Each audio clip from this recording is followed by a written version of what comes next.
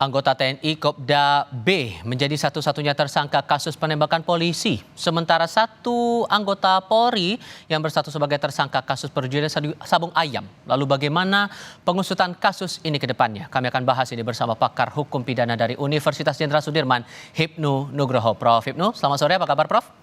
Selamat sore Mas Tifal. Terima kasih sudah bergabung. Dari keterangan pers yang disampaikan hari ini, gabungan antara Polri dan TNI menurut Anda itu sudah cukup jelas atau masih ada hal yang mengganjil dalam analisis Anda? Ya, kalau melihat siaran pers dari Denpom kayaknya masih mengganjal ya. Apa tuh? Dari TNI kan hanya pelakunya B, sedangkan Pelda Y penyediaan senjata. Pertanyaannya, hubungan hukum apa yang terjadi antara B dan Y kalau dipisahkan sebagai kepemilikan senjata? Ini saya kira perlu didalami. Karena paling tidak ada suatu hubungan antara Kopda B dan Pelda Y. Ini suatu rangkaian yang mungkin kalau bisa dikatakan turut serta. Ada suatu kesamaan kan gitu. Kepemilikan senjata. Ini loh senjata saya silakan gunakan. Jadi kalau ini seolah-olah terpisah. Itu yang pertama. Yang kedua, terkaitannya anggota BRIMOB. Pertanyaannya, apakah dalam konteks situasi judi itu hanya anggota BRIMOB dok? Apakah tidak ada pelaku lain? Karena ini judi ini kalau kita lihat kemarin dari keterangan dari Pemdam kan seperti Texas gitu kan, seperti suatu yang sudah luar biasa dan lama. Pertanyaannya apakah sendiri? Nah, inilah saya kira ketika Denpom sekarang menentukan itu bagian dari permulaan. Dua dulu, demikian Polda. Apakah juga tidak dimungkinkan antara BRIMOB dan TNI terkait dengan koneksitas sama-sama sebagai kaitannya dengan judi? Ini saya kira masih berkembang.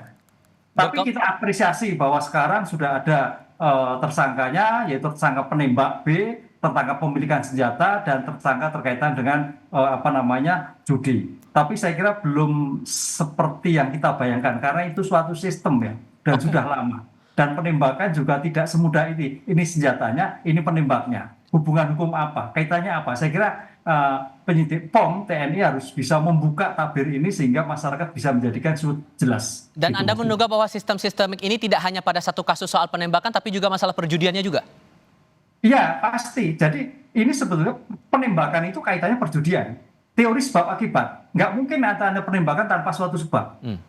Nah, ini yang harus kita lakukan. Jadi penembakan dulu baru perjudian. Apa perjudian dulu baru ada suatu penembakan. Ini saya kira nanti akan dijelaskan oleh penyidik Polri maupun penyidik TNI yang akan mengungkap suatu perkara sebagai joint investigasi ini, Mas.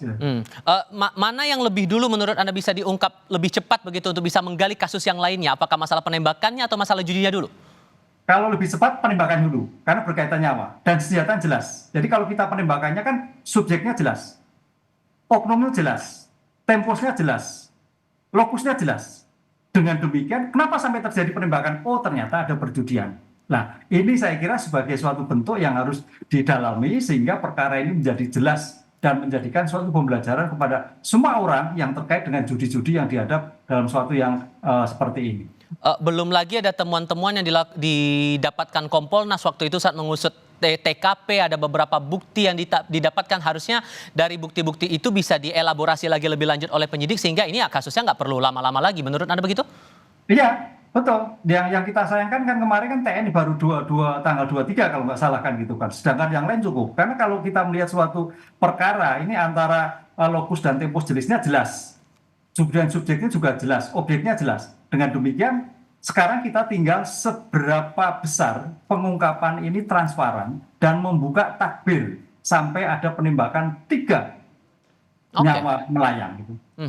Tentu pengusutan ini yang harus tetap kita kawal bersama-sama, Prof. Hipnu. Terima kasih banyak sudah berbagi pandangan bersama kami. Selamat sore, Prof.